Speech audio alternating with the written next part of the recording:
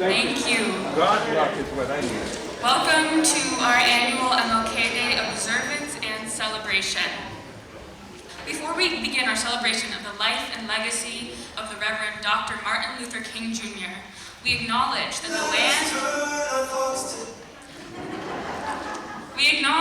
land which we gather on is the occupied ancestral and traditional homelands of the Massachusetts, Pawtucket, and Nipmuc tribes, the Wampanoag Nation, and the Natick Praying Indians.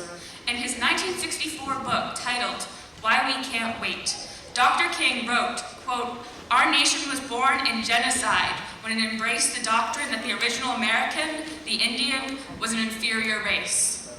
In our efforts to challenge the legacy of this very same colonialism in Needham, we ask that you join us in recognizing our participation in this system, to learn about the peoples who historically populated the lands we live upon, and to dedicate time and resources towards supporting Indigenous advocacy. Thank you." Next, we would like to thank our co-sponsors of this event, including the Needham Clergy Association, Needham Public Schools, METCO, the Needham Human Rights Committee, and World of Wellesley. We also want to highlight the new memorial on Boston Common titled The Embrace, commissioned by Embrace Boston, which is an organization working at the intersection of arts and culture, community, and research to dismantle structural racism. The memorial honors Dr. Martin Luther King Jr. and Coretta Scott King. Embrace Boston states, quote, "As a public space devoted to conversation, education, and reflection, the Embrace reminds viewers of our shared humanity and honors the King's ideal of fostering a beloved community in which everyone can realize their role in bringing about a more just society." Thank you.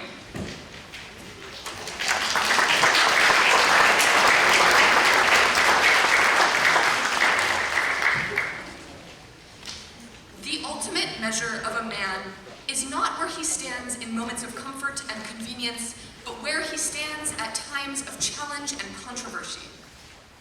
With this quote, Dr. King reminds all of us that it is not enough to merely acknowledge our equalness and to celebrate diversity, but calls for us to take purposeful and radical strides towards actualizing a just future.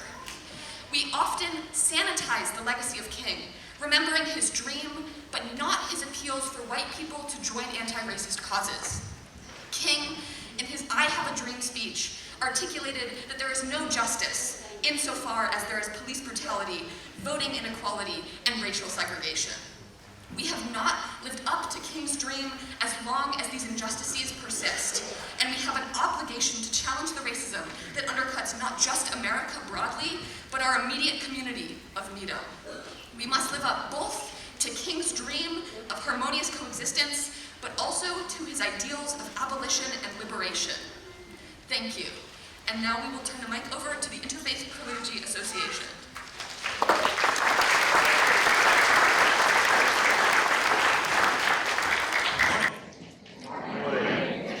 I want to take just a moment to allow the association to introduce themselves and the faith communities that they represent, and then I have just a brief word. So I'm Ryan. I'm one of the pastors at High Rock Metro West, and I'm really glad to be here. Thank you.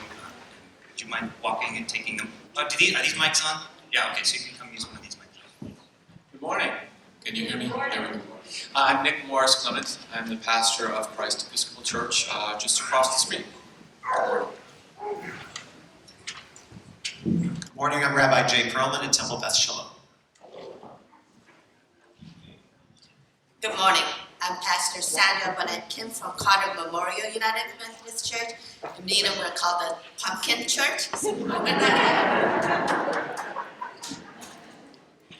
Morning. I'm Cynthia Ganong from the Quaker community in Needham, a member of Wellesley Friends Meeting.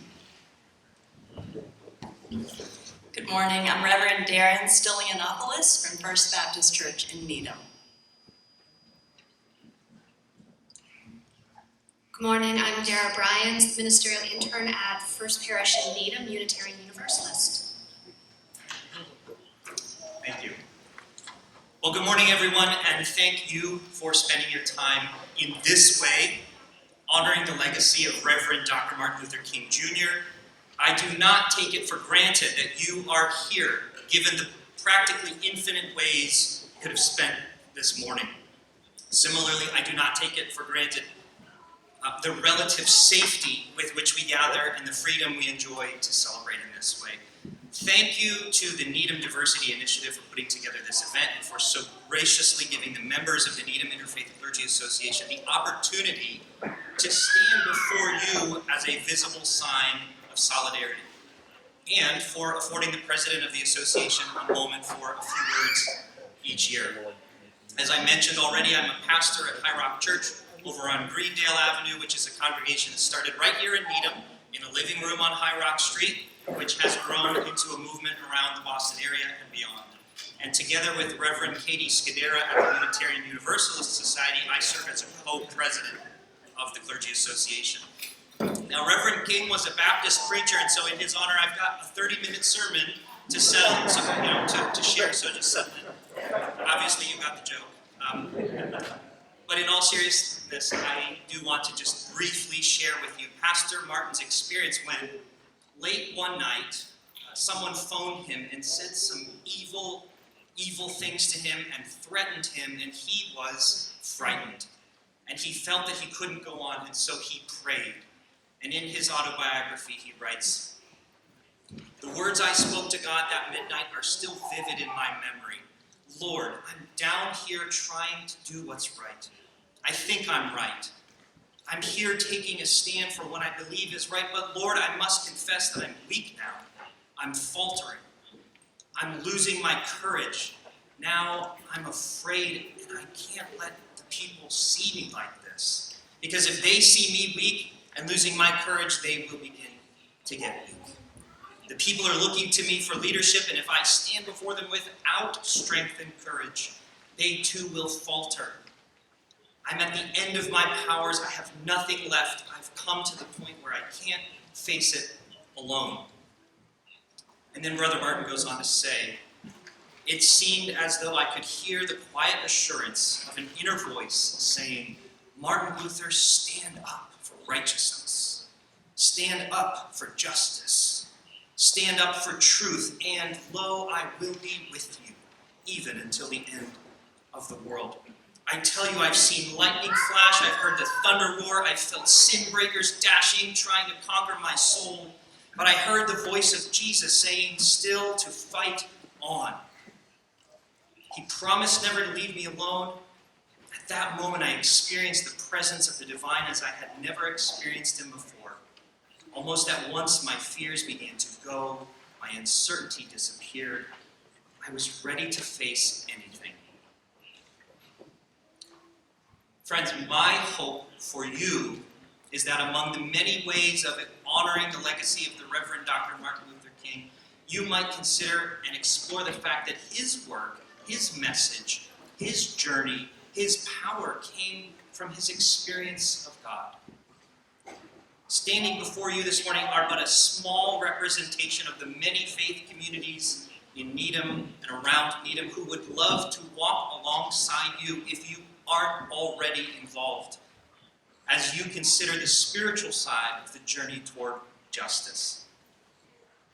I do hope you have a meaningful and powerful and nourishing experience this morning, and that you'll be encouraged to press on in your journey, inspired by the legacy of Reverend Dr. King. Peace to his memory. Thank you.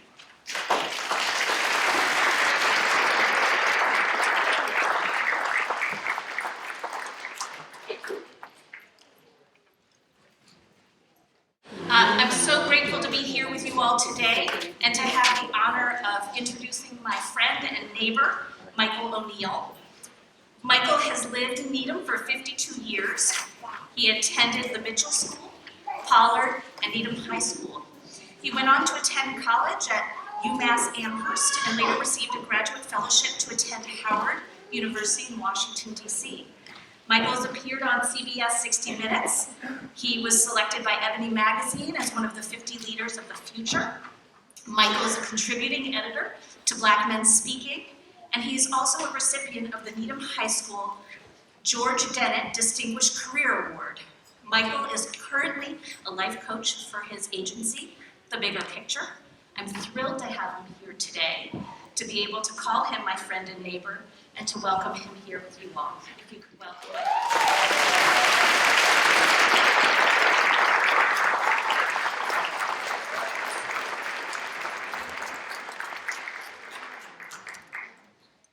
Wow. Thank you for that introduction. This is probably going to be the hardest speech that I've probably ever had to give.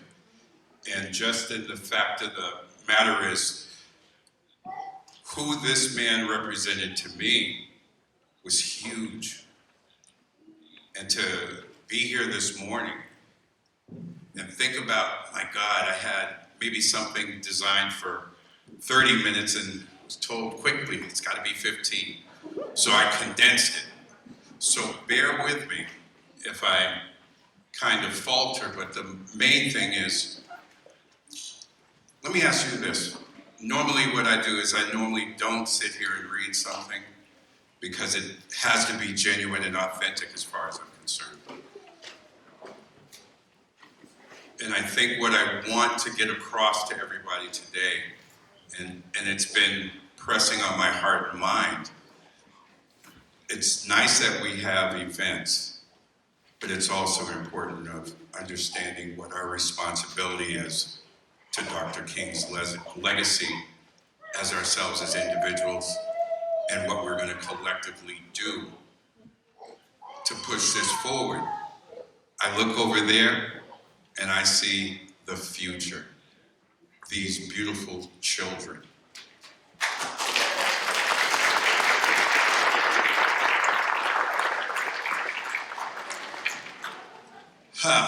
Okay.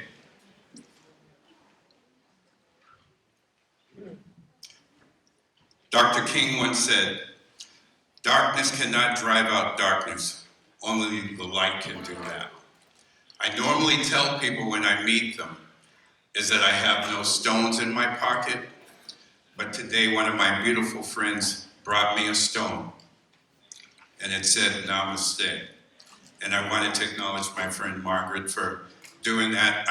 The reason why I tell people I don't carry stones in my pockets is because it says biblically, he who is without sin cast the first stone. So when I deal with other human beings, I want them to know as soon as I come to talk to them and meet them, is that I see you and I hear you, and I have no judgments of you. See if I can get this. Let me see if I can get this. Oh well. Look at this. See, I normally stand in front of something like this and talk, but there's a portion that I have to read. And I want to tell kids before I read, and all the accolades and stuff that I got as a person, the scariest thing for me was to be a published author and signing books, being a kid with a learning disability who is dyslexic. So to be able to write something and then be somewhere and then sign books blew my mind because somebody told me what I couldn't do. And it's important. I'm here today primarily to let you know that I'm here for you, as well as everybody in my community. So let me make sure that I do a good job now. I firmly believe that you truly want to completely, if you truly and ever want to be completely vilified, you could be somebody who stole, you could be somebody who hurt other people, you could be a flat-out liar, but you'd still be accepted. The one thing that I know for sure that could even almost cost you your life, and this is what Dr. King had done, be someone, a woman or a man or even a child, that tells the truth. And when you tell the truth and bring that forward, it makes a lot of people uncomfortable. The uncomfortableness of the truth. And what it is truth means that there's accountability, responsibility. And when you call yourself a leader, I mean, the idea that I have something and I'm important. Nobody's more important than anybody else. When I look at myself as a human being and when I deal with other human beings, I look at myself as one grain of sand on the beach. But I'm still the beach. Make no mistake about it. But collectively, when we put our granules together, we complete terra firma. Part of Dr. King's dream. And what I want people to understand, and I've wrestled with this myself personally for years. It's not that was something I was thinking about just to come up here and speak about. But we hear the I have a dream speech. And people say, wow, what a wonderful speech. But the whole idea, and I want people to kind of understand, is that this was coming from a man not dreaming, but a man speaking to you in his conscious mind. A visionary, yes. An important aspect of it is that Dr. King, there's a saying in the Black community, is that the owl called my name. Do people understand what that means? What it means to us as African Americans, when people say, the owl called my name, it means that I'm not going to live long. When he went to Tennessee, when he was at the Lorraine Hotel, and he was assassinated, prior to that, we pay so much attention to the I have a dream speech. That was something that was poignant, and it was necessary, and it was very, very, very, very important to say to the masses. But I think when he gave that speech in Tennessee, he knew that the owl had called his name. So, with that in mind, what would you do if you knew you had impending death? The real strength, the real devotion, the real power, the real belief, the real faith is that this man and people with him, Dr. King would probably be as embarrassed as I am. When people give me accolades, I kind of, I'm not here for that. I don't care about that. What I care about is my neighbor, my friend, the people I love, my tribe. What we do isn't that important as for the next thing we do for someone else. And I think and I'm getting to this point, as a person who was 4 years old, sitting on my father's shoulders in Washington, D.C., I was actually at the I Have a Dream speech. I was there. Remember that, children. Remember that. I didn't understand everything, but I could tell you this much. The love, the cohesiveness, the people, the heat of Washington, D.C. in August is palpable. But there was some energy that came through to me too as a young person. By going to graduate school at Howard University, walking around a place where I was as a child, remembering that we have the I Have a Dream speech, that's something we know sideways.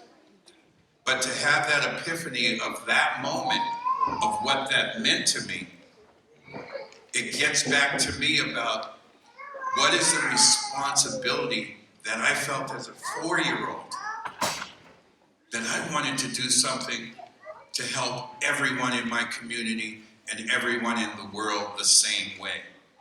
Didn't want to be rich or famous. I wanted to do the right thing. My dad was a Southern Baptist minister, so when I saw the clergy come up, I was like, oh, I'm home. You know, so this is a good thing. The important thing about it for me was my dad always used to tell me, and I always heard it. It said, "Heavy is the head that wears the crown, and to whom much is given, much is expected." My father and my mother brought me up to be a leader. They brought me up to step forward, not step back. It's not like on the Three Stooges where they have the line of guys and somebody says, "We need a volunteer," and everybody steps back. All of a sudden I'm there, I'm like, wait a minute here. But I've always been ready for the challenge. For me today, this frightened me. I remember when you heard that I was on 60 Minutes, I was 29 years old, and I was working with young teenage dads. Family means everything to me, and helping young men who did not grow up with a dad, and with everything that we were taught by Dr. King with community, where he said, where do we go from here? Chaos or community? I knew that we could not live in chaos anymore. The sad part about today is that we have politicians acting like children in a sandbox with 4 toys. They said, you guys can play with them, but we only got 4 of them. There is something wrong when a 6-year-old goes into a school and shoots a teacher. Is this the dream, or is this the chaos that Dr. King was talking about? This is where we as a collective community have to realize.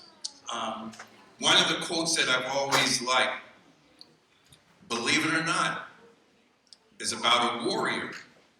And the quote with the warrior is that a warrior, their job is to protect the community, which means the women, the children, and the elders. The women, the children, and the elders. And at any moment, this warrior, what a true warrior is that they will be ready to sacrifice their life for the future, which are the children. And that quote was from Sitting Bull. So you can Google it, you can look at it any way. But part of what the legacy of Dr. King is that he was a warrior and a champion for us. And the best part about this is I forgot all about this speech.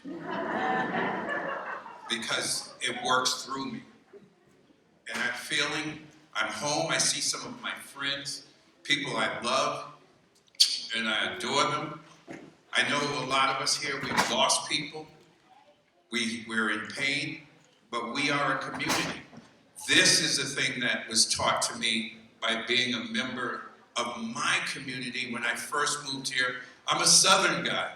I'm from Meridian, Mississippi. I can say dog, cat, and cement with the best of them. But the most important thing is that there's something about being from some place like that where we were. It was almost programmed into you that you're going to be the best type of man for your community. It is programmed into you that you're going to be a gentleman. It is programmed into you that you will not put your hands on women. You will have reverence for women and everybody you encounter. You will say, yes, sir, no, ma'am, thank you. These are the things that were instilled in me. And the best part about it is all the time that I've been in Needham, when I first got here, it was not easy. It was definitely not easy. We were one of the first black families here in Needham. And honestly, and I keep it 100, when people came around and had some kind of flyer saying they don't want this family here, it was fine. See, and children, all you children over here, how you guys doing? Give me a hand. Give yourself a hand. I want you all to know this. You see me here? You see me waving my hand? I mean this from the bottom of my heart. If you ever need me, I got you. You understand? I will not let somebody harm you. I will stand up for you, and I'll make sure you learn how to do the right thing, because the future lies in your hands. If I poison or pollute what you think, then I shouldn't be around you. You make sure that people in your life are people that see you and hear you and respect you. That is so important. And for us as adults, as part of the legacy of Dr. King, we have to understand it's not about us anymore. What I do as a life coach, I'm out here looking for not somebody to enhance me. I'm looking for somebody to stand on my shoulders like I did somebody else. This is the teachings that I learned from being active in the civil rights movement, but also being a beneficiary of it. But it's also important to note, very much so, and this I'm really trying to make sure I say it correctly. When you look at a human being, in your interactions with people from now on, for the rest of your life, look at them as being as fragile as a coral reef. Because when you break a piece of a human being off, as you would something, a piece of coral, it takes a long time to grow back. When I was a young child moving here to Needham from Trenton, New Jersey, and I'll tell you a quick story when I tell you this. My first trauma was at 10 years old. I ran to the store for my mom, who had a temperature of 101 or going up to 102. She wanted me to go to the store. On my way back, I saw fire trucks going down the street. And I thought that there was like a hill with a crest. And I thought that the fire trucks parked in front of my house. I was running and running and running as fast as I could. When I got over the hill and saw that the fire trucks were on the other side, I was like, whew, thank God. Police officer calls me. You, get over here. Mind you, I'm 10 years old, like many of these children here. He took me. He slammed me on the hood of his car and stuck his revolver into my temple and told me he was going to blow my head off because I pulled a fire alarm. And I tried to tell this man that I didn't do it. He would not believe it. And then, at that moment, I knew my mom was my hero, because it was the first time for a bunch of things. It's the first time I really saw her lose it, and the first time I heard my mother curse. She said, "Get your hands off my child." Shh. Don't you say that. You're going to get me in trouble. Don't do it. Don't do it, kids. Don't do it. But at that moment, I realized there's something about people who live in fear. When I moved here to Needham, and by the way, that cop let me go, but he didn't go without fighting. He still didn't believe that I didn't do it, even after the fire department told him he didn't have any residue on his hands. He said he could wash his hands. The guy patted him on his shoulder like this,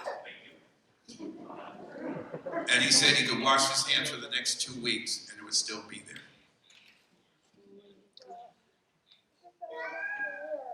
Came to Needham.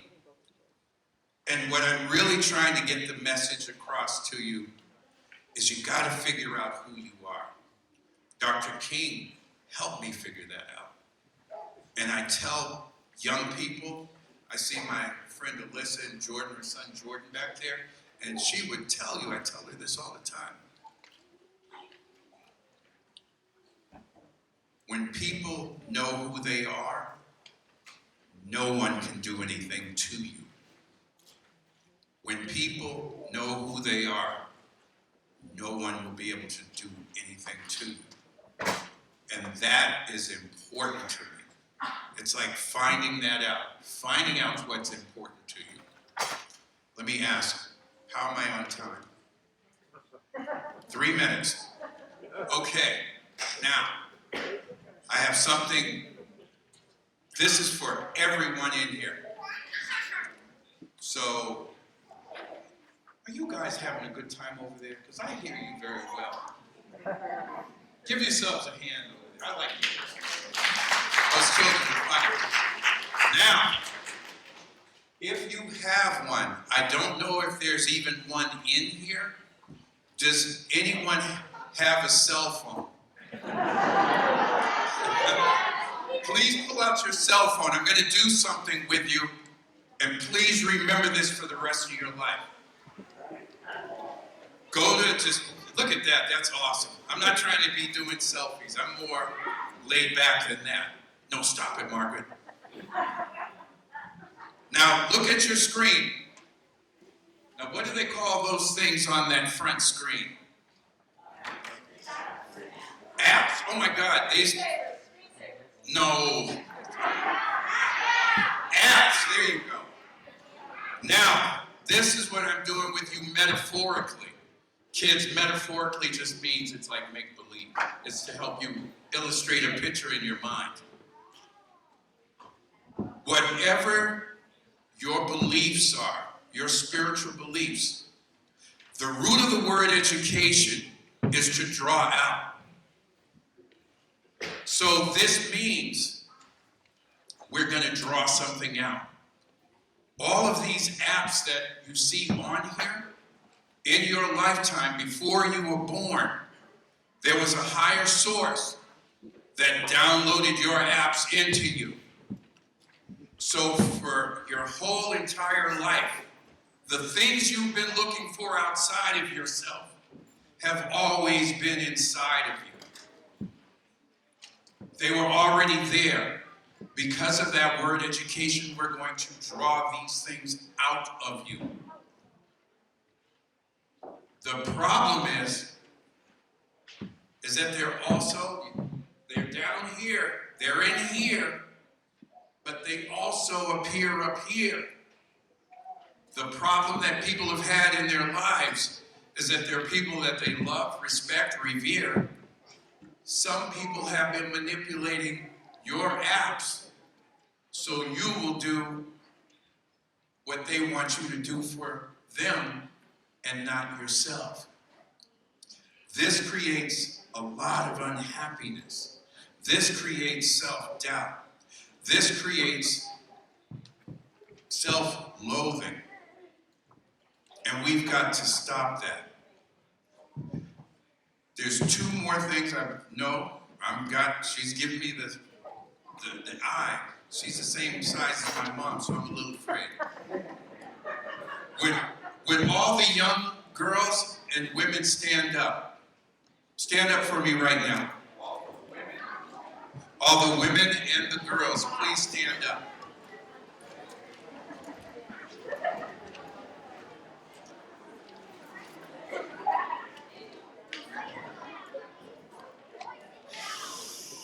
I just ask you guys to stand. Can everybody hear me? For so much and so long, you have been invisible. Do you understand? This is important. This isn't funny. This is for you too. As a grown man, I want to let you know that I see you and I hear you. You've always had worth. You've been always worthy. Always worthy of love, respect, reverence, understanding. These are the things that part of Dr. King's legacy was for us as men to recognize and uplift these wonderful women that we have in our life. Instead of putting them down, treating them subhuman. We cannot progress as a society. In the Nation of Islam, they said a nation will not rise no higher than its woman. We are where we are today as men because we had mothers, aunts, sisters, friends that helped push us. New friends too. I see you waving at me. But what I'm here this morning to say to you young women, all of you are young women in my mind, and keep that in your own mind. But what's so important for me is that you're not a shadow. You're not irrelevant or insignificant. But because of my mother, it's the way that I feel about women today. So, no matter what happens to me, ladies, make sure my mom's good because I'm going to make sure you're good. Yeah. Okay?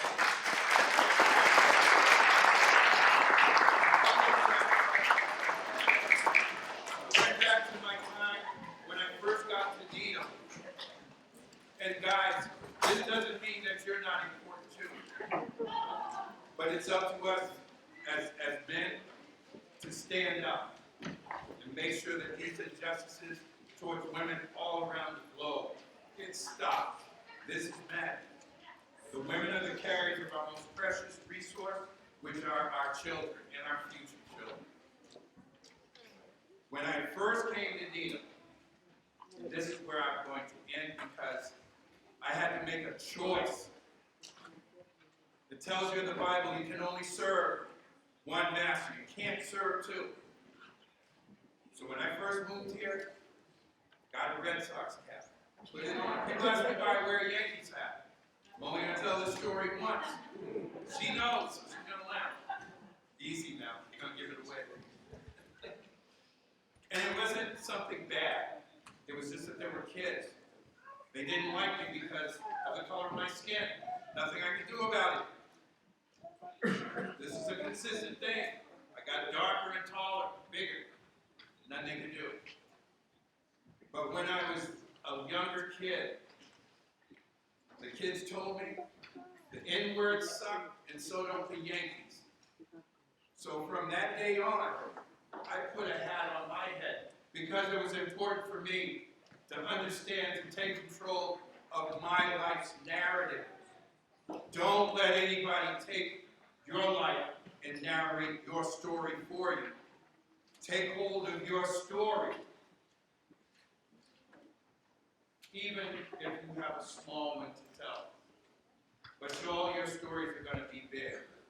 But I tell people, it's more important when you realize that in your lifetime, that you have to choose between love or hate. I can't tell you what to choose, but I know I choose love. And I thank you for allowing me this time, because this is a very tough talk to live up to. Can you imagine? I mean, it's hard enough coming up after people sing or their children singing and dancing, but I'm kind of glad that they put me first because they're a tough act. But I want to thank you all, but also reach out to one another. Make sure that when you walk past a person, they're not just a shadow. Make sure you acknowledge their presence. I thank you. God bless you.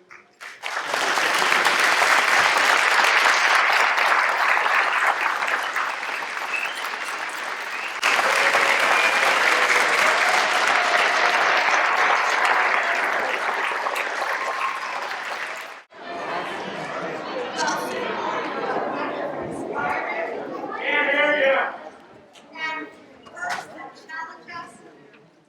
And now we are going to welcome the Elliott Elementary School chorus, about 43rd, 4th, and 5th graders who are under the direction of music teacher George Valentine. They'll be performing a scene in the musical We Remember Dr. Martin Luther King Jr. by Billy Roberts. Mr. Valentine has had the students performing this scene about 20 or so years at Elliott School. But this is their first appearance at Needham's Martin Luther King Jr. Day celebration.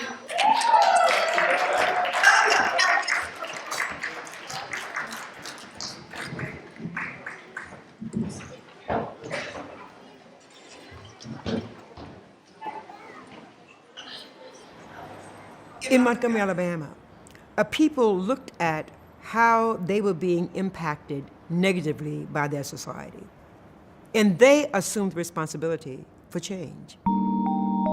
Joanne Robinson was an English professor at Alabama State University, and she headed up an organization called the Women's Political Council.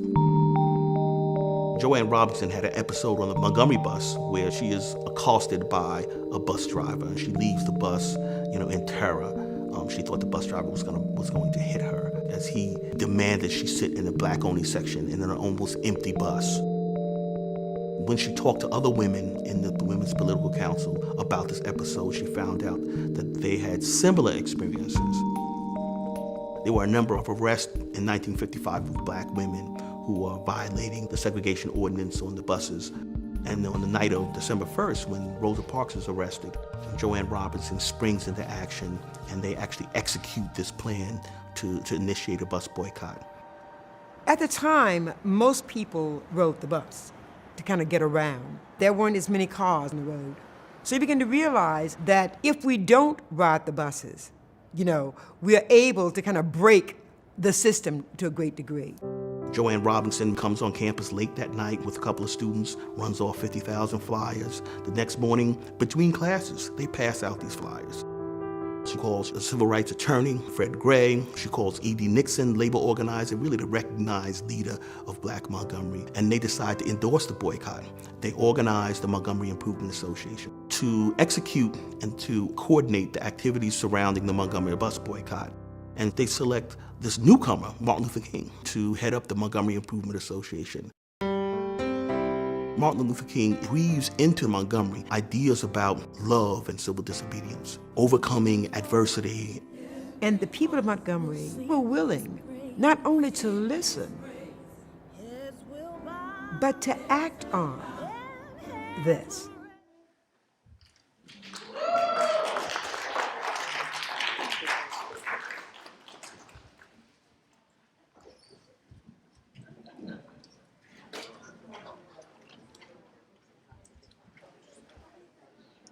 Martin Luther King says, last Thursday, a black lady named Rosa Parks was arrested because she wouldn't sit in the back of the bus.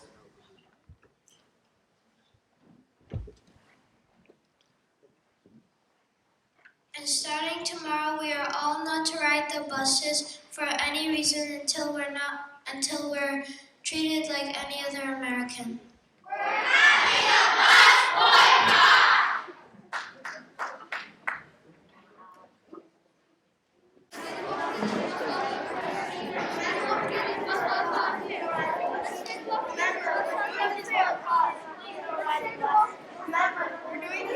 Remember, Dr. King says no violence,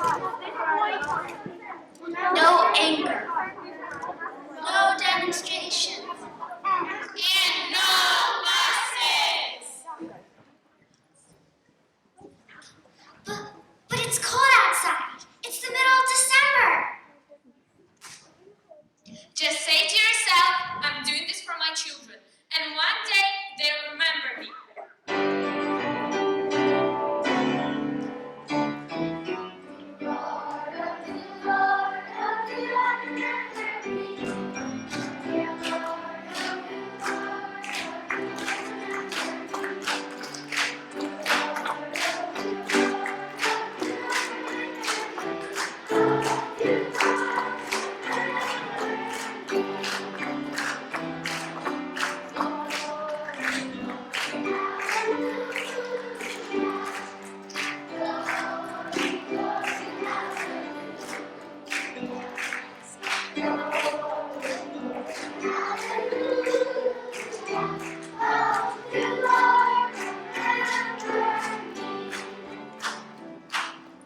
This is CBS News in Montgomery, Alabama. The bus boycott, which started December 5th, 1955, is now in its 26th day. An unqualified success for Dr. King's new civil rights movement. The bus companies face New Year with empty buses. As the American people reach out for equality.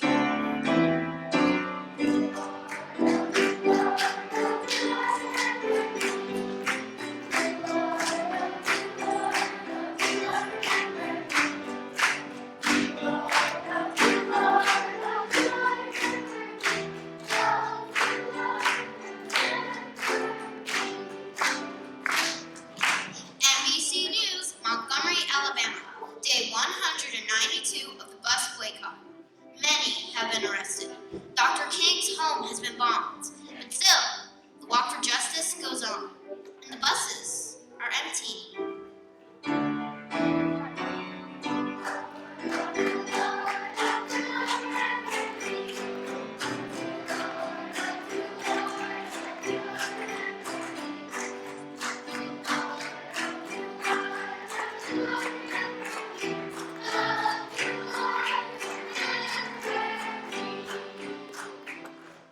ABC News, this is day 381 in the Montgomery bus boycott. The bus companies are nearly out of business, but they keep walking. The case has gone to the Supreme Court, and word is expected soon. On this day of November 13th, 1956, the United States Supreme Court rules the bus segregation laws are unconstitutional. All Americans shall receive equal treatment.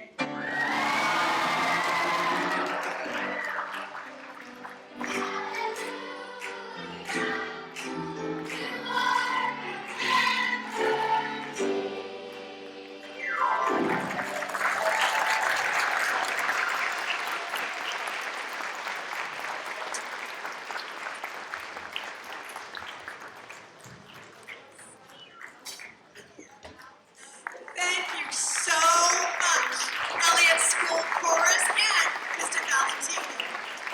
We hope to return again to the Needham Diversity Initiative's Martin Luther King Jr. celebration in the future. So now, we're going to be having a plugged-in band. Anyone who's been familiar with coming to our previous MLK celebrations will have seen them. They're a teenage band program under the directions of Sandra Rizalka and Tom Pugh. And like in previous years, they'll be performing All You Need Is Love by the Beatles. And we also want to thank Tom Pugh for the loan and the setup of the sound equipment used in today's event. You know what? Oh my gosh, they've changed the whole program. Whatever they're doing, let's welcome Plugged In Band.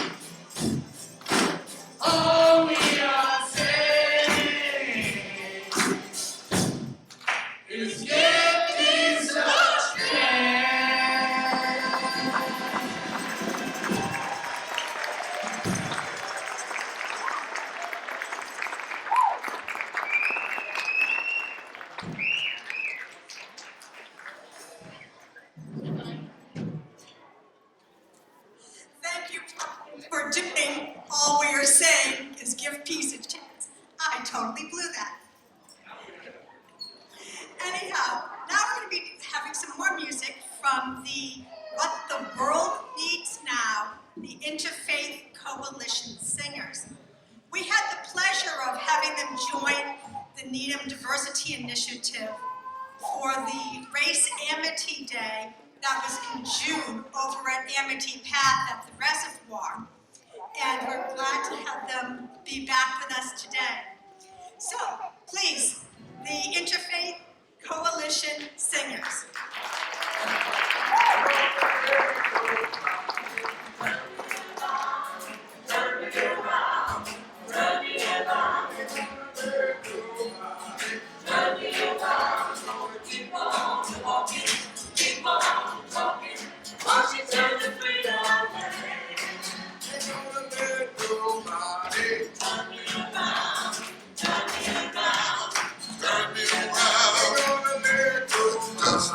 Turn me around, keep on walking, keep on talking, marching down the freedom land.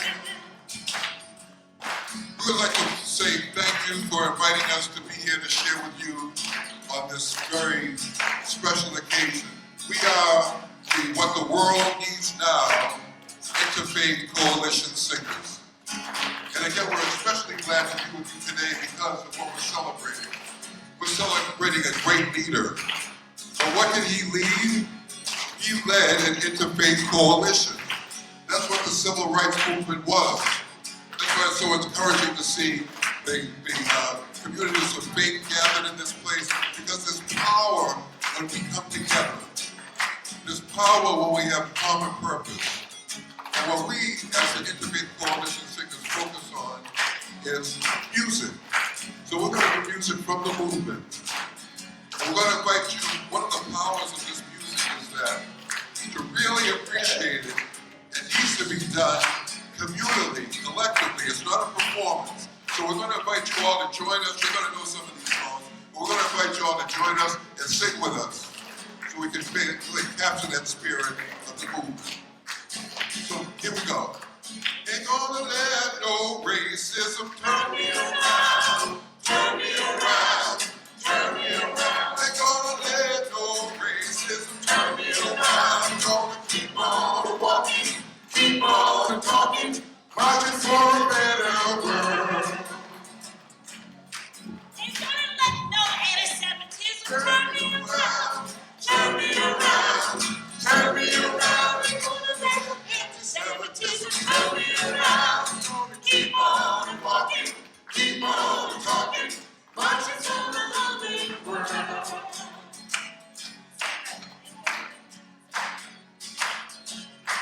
Ain't gonna let no insurrection turn me around, turn me around, turn me around. Ain't gonna let no insurrection turn me around.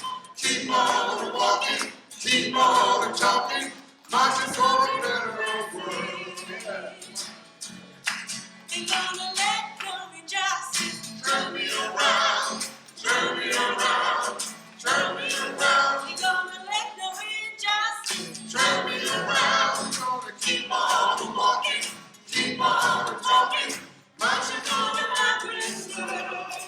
We're gonna keep on walking, keep on talking, marching for a better world. Yes, we're gonna keep on walking, keep on talking, marching for a better world.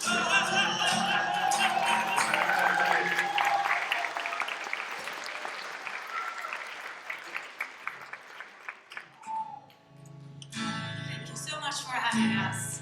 This next song is a contemporary song. You'll see in the program who has written this recently. And just like lovely Michael O'Neill was telling us, this is a time where you can take up your phone.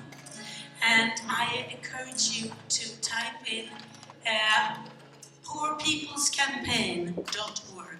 Poor People's Campaign was initially started by Martin Luther King, shortly before he was killed. And this is a national call for moral revival, fighting the interlocking injustices of systemic racism, systemic poverty, the war economy, and the climate destruction. There is a Massachusetts chapter and that is doing the work, just as so many other wonderful organizations where we can do the work all together. So please sing along in this very easy song that is here to encourage us that it is possible. The tide is rising, and so are we. Sorry, that was the wrong key, actually. The tide is rising, and so are we. The tide is rising, and so are we. The tide is rising, and so are we. This is where we are called to be. This is where we are called to be. The task is mighty. The task is mighty, and so are we. The task is mighty, and so are we. The task is mighty, and so are we. This is where we are called to be. This is where we are called to be. The storm is raging. The storm is raging, and so are we. The storm is raging, and so are we. The storm is raging, and so are we.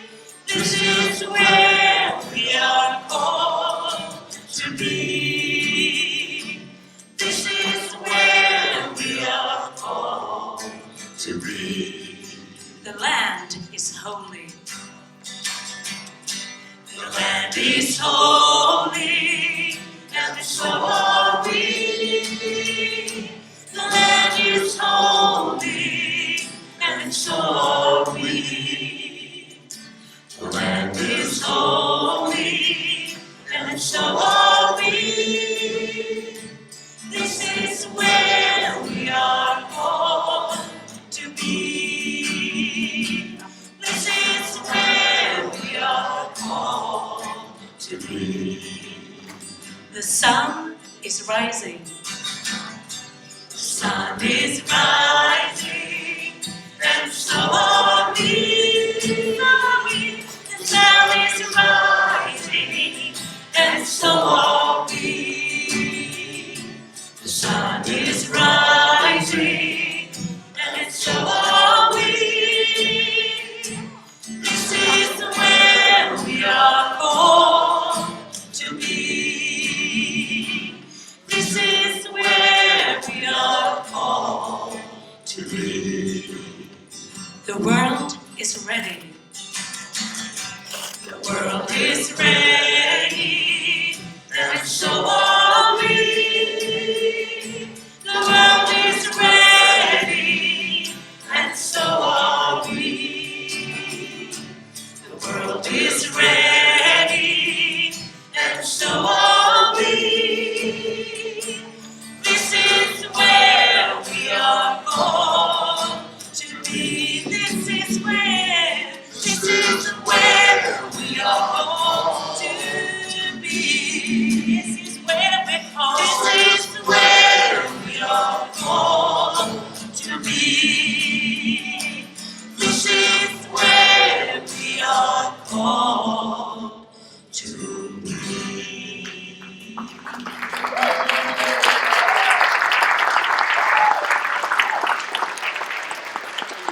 So much. Okay, now I had mentioned earlier that this is participatory. So you didn't know that one, but you're going to know this one.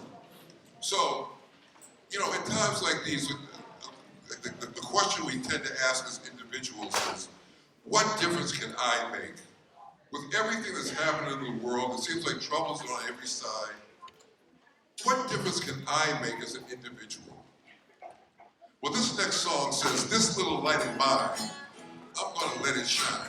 So if it's true that we all have a little light, think about that. We all have a little light.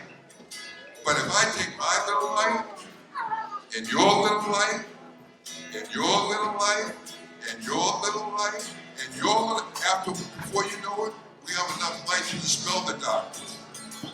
So we're gonna again ask you all to join in with us with this song, because you're gonna know it. This little light of mine.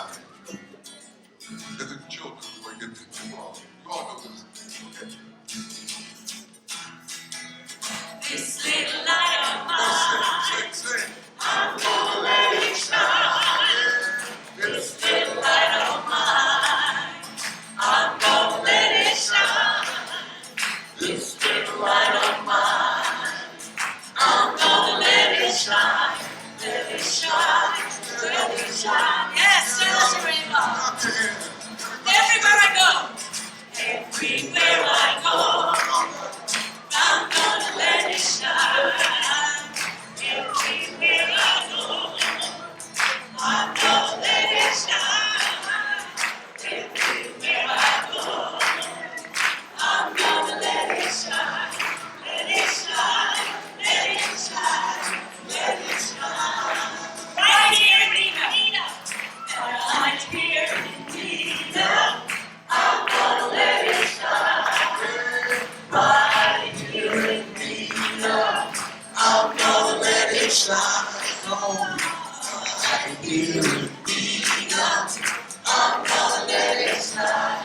Let it shine, let it shine, let it shine. Black Lives Matter. Black Lives Matter. I'm gonna let it shine. Black Lives Matter. I'm gonna let it shine. Black Lives Matter. I'm gonna let it shine. Let it shine. Let it shine. Let it shine. In the midst of division. In the midst of division, I'm gonna let it shine. In the midst of division, I'm gonna let it shine. In the midst of division, I'm gonna let it shine. Let it shine. Let it shine. What do you do? You want to hear this little light of mine? Y'all hit it. This little light of mine. Let's hear it. I'm gonna let it shine. This little light of mine, I'm gonna let it shine. This little light of mine, I'm gonna let it shine.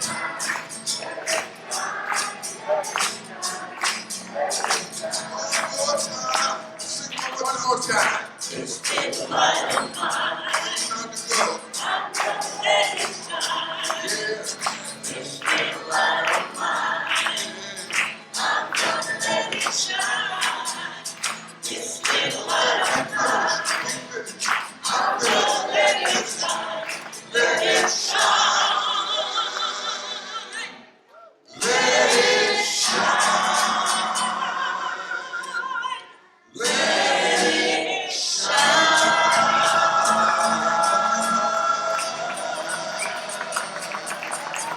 Thank you.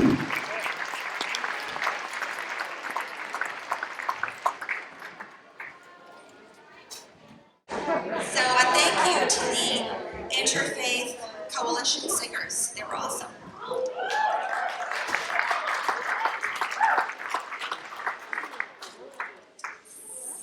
So this is an amazing turnout on behalf of the World of Wellesley and my president, Christina Horner. I'm Rama Ramaswamy. We are so grateful and appreciative of the Needham Diversity Initiative and so happy to be participating in this program today. So on the program, it says, I'm going to be reading an excerpt from the letter from Birmingham Jail, but actually I changed that last minute, to remaining awake through a great revolution, because I thought that this had, I'm sorry, goodness, okay. All right, now this is really loud.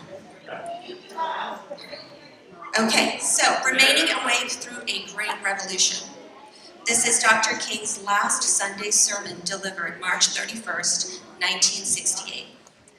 And although some of his language is a little dated, it's shocking how current his analysis remains.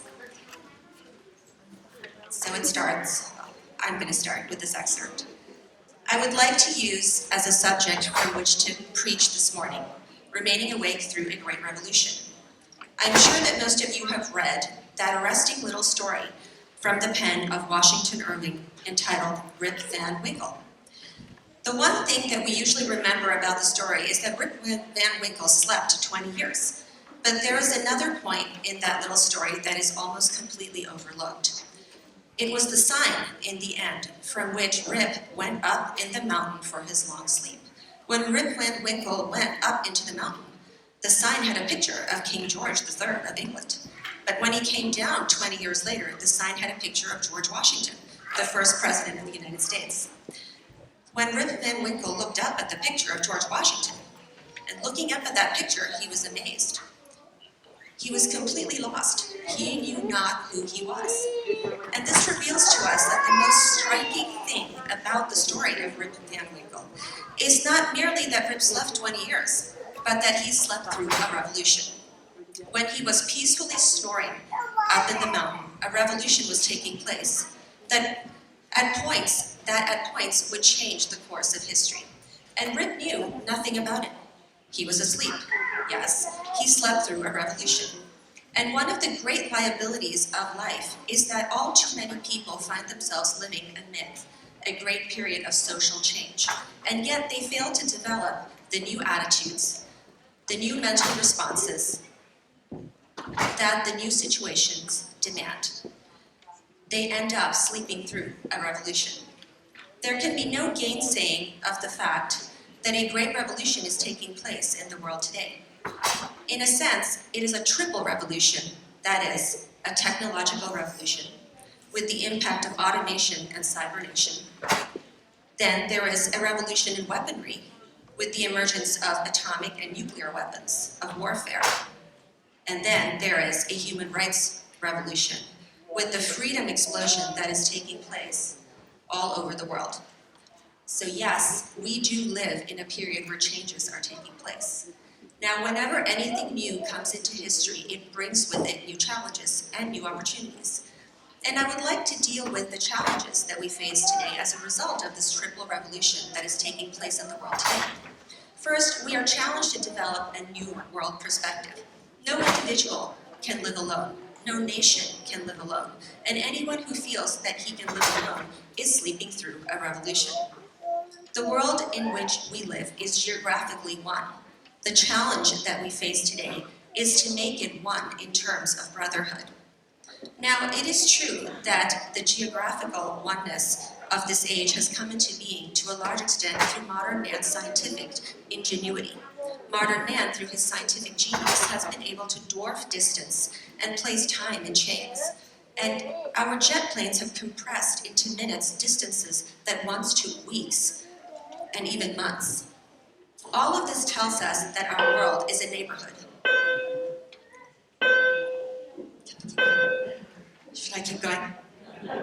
Through our scientific and technological genius, we have made of this world a neighborhood, and yet we have not had the ethical commitment to make it a brotherhood. But somehow, in some way, we have got to do this. We must all learn to live together as brothers, or we will all perish together as fools. We are tied together in the single garment of destiny, caught in an inescapable network of mutuality. And whatever affects one directly affects us all indirectly. For some strange reason, I can never be what I ought to be until you are what you ought to be. And you can never be what you ought to be until I am what I ought to be. This is the way God's universe is made. This is the way it is structured. John Donne caught it years ago and placed it in graphic terms. No man is an island, entire of itself. Every man is a piece of the continent, a part of the main. And he goes on toward the end to say, any man's death diminishes me because I am involved in mankind. Therefore, never send to know for whom the bell tolls, it tolls for thee. We must see this, believe this, and live by it if we are to remain awake through a great revolution. Secondly, we are challenged to eradicate the last vestiges of racial injustice from our nation. I must say this morning that racial injustice is still the black man's burden and the white man's shame. It is an unhappy truth that racism is a way of life for the vast majority of white Americans, spoken and unspoken, acknowledged and denied, subtle and sometimes not so subtle. The disease of racism permeates and poisons a whole body politic, and I can see nothing more urgent than for America to work passionately and unrelentingly to get rid of the disease of racism. Something positive must be done. Everyone must share in the guilt as individuals and as institutions. The government must certainly share in this guilt. Individuals must share the guilt. Even the church must share the guilt. We must face the sad fact that 11 o'clock on Sunday morning, when we stand to sing, "In Christ there is no east or west," we stand in the most segregated hour of America. The hour has come for everybody, for all institutions of the public sector and private sector, to work to get rid of racism.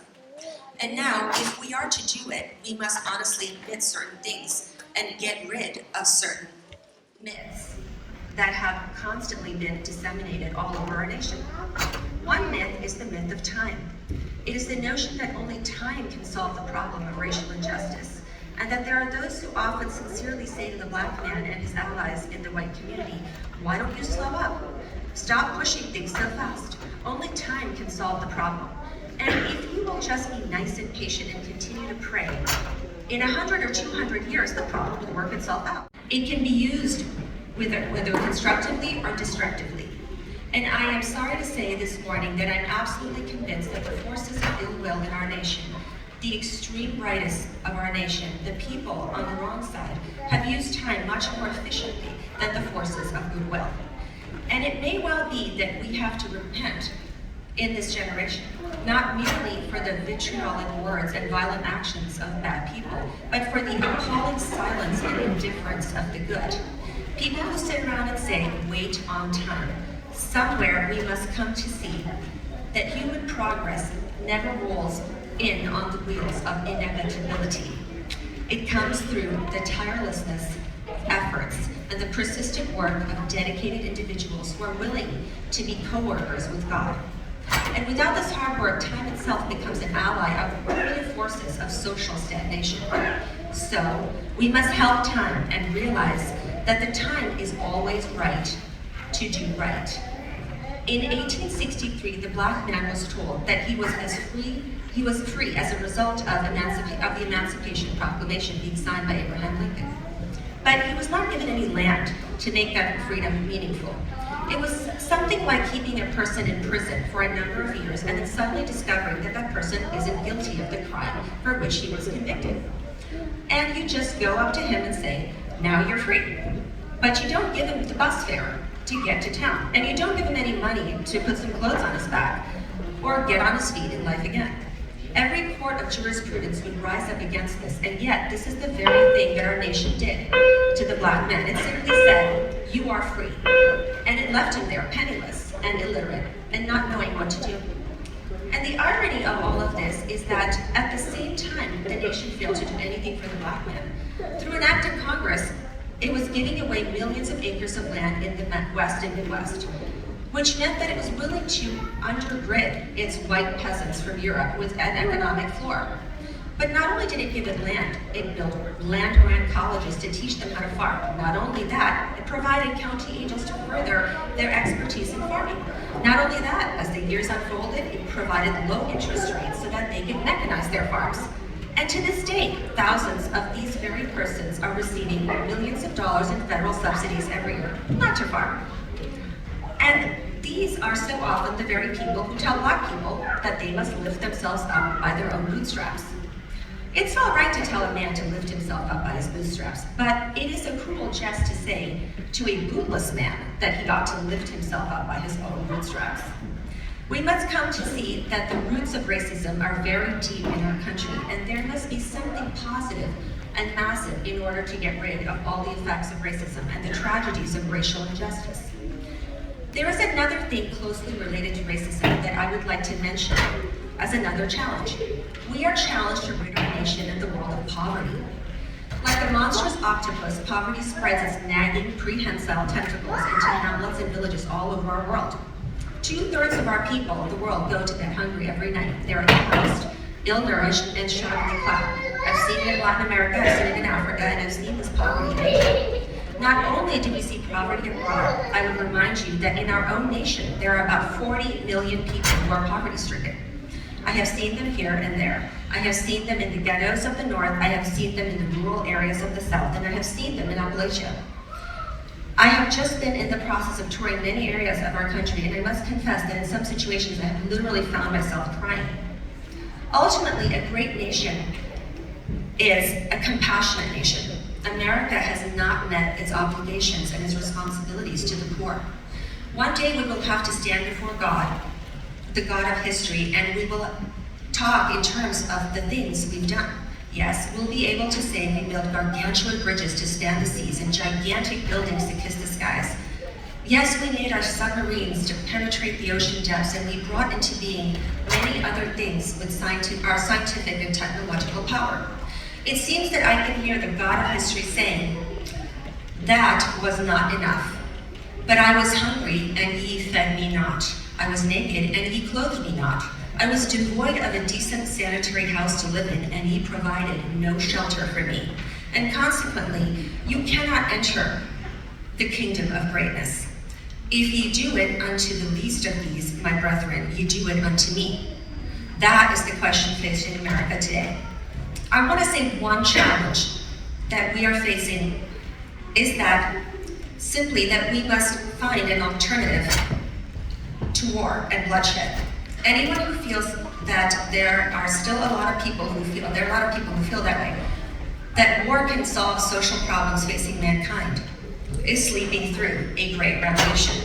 President Kennedy said on one occasion, mankind must put an end to war on war, or war will put an end to mankind. The world must hear this, and I pray to God that America will hear this before it is too late, because today we are fighting a war. It is no longer a choice, my friends, between violence and nonviolence. It's either nonviolence or non-existence. And the alternative to disarmament, the alternative to a greater suspension of nuclear tests, the alternative to strengthening the United Nations and thereby disarming the whole world, may well be civilization plunged into the abyss of annihilation. And our earthly habitat will be transformed into an inferno that even the mind of Dante could not imagine. This is why I felt the need of raising my voice against this war and working wherever I can to arouse the conscience of our nation on it.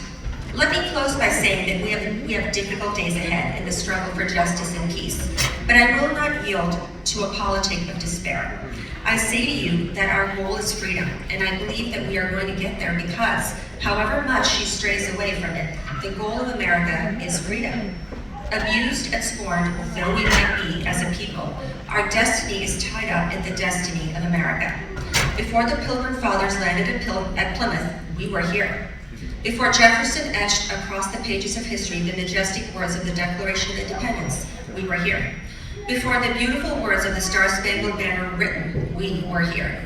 For more than 2 centuries, our forebears labored here without wages, and they made cotton cane. They built their homes of their masters in the midst of the most humiliating and oppressive conditions. And yet, out of a bottomless vitality, they continued to grow and develop. If the inexpressible cruelties of slavery couldn't stop us, the opposition that we now face will surely fail. We're going to win our freedom because both the sacred heritage of our nation and the eternal will of Almighty God are embodied in the echoing demands we make. And so, however dark it is, however deep the angry feelings are, and however violent the explosions are, I can still sing, "We shall overcome."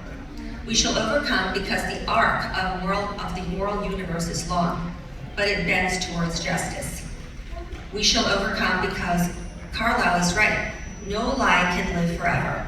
We shall overcome because William Cullen Bryant is right. Truth crushed to earth will rise again. We shall overcome because James Russell Lowell is right. We were singing earlier today, truth forever on the scaffold, wrong forever on the throne. Yet that scaffold sways the future. And behind the dim unknown stands God, within the shadow keeping watch above his own. With this faith, we will be able to hew out of the mountain of despair and the stone of hope. With this faith, we will be able to transform the jangling discords of our nation into a beautiful symphony of brotherhood. Thank you very much.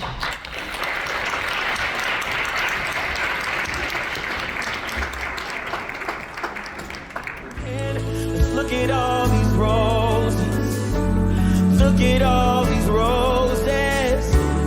Look at all these roses with petals on the ground. I'm asking you to look at all these roses. Look at all